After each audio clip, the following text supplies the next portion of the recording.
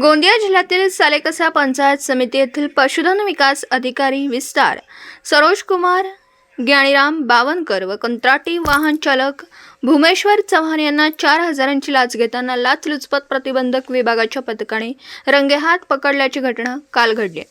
तक्रारदार मराठा पॅकेज अंतर्गत शेळी गट अनुदान वाटपकरिता निवड झाली होती। शेळ्यांच्या अनुदानाचा पहिला हप्ता 57,350 रुपयांचा धनादेश काढण्यासाठी पशुधन विकास अधिकारी यांनी 5,000ची मागणी केली होती। तक्रारदारास लाच देण्याची मुळीच इच्छा नसल्याने लाचलुचपत प्रतिबंधक विभागाकडे तक्रार दाखल केली। तक्रारीवरून कारवाई करताना पशुधन विकास अधिकारी बावनकर यांनी तडजोडीअंती 4,000 रुपये कंत्राटी वाहन चालक चव्हाण यांच्याकडे देण्यास सांगितलं।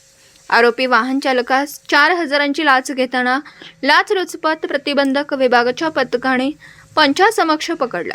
आरोपी विरुद्ध सालेकसा पोलीस स्टेशनला लाचलुचपत प्रतिबंधक कायद्यानुसार गुन्हा दाखल करण्यात आला असून लाचलुचपत प्रतिबंधक विभागाच्या टीमने ही कारवाई केली।